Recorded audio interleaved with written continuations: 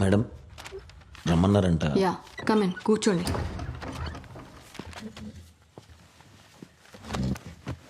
చెప్పండి, ఏంటి విషయం? నా పేరు సూర్య madam.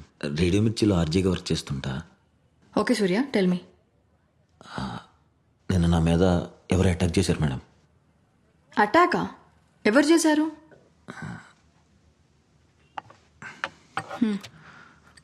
Don't worry, you can tell me.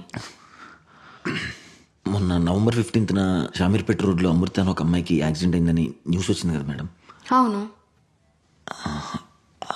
అది అది యాక్సిడెంట్ కాదు మేడం, మర్డర్.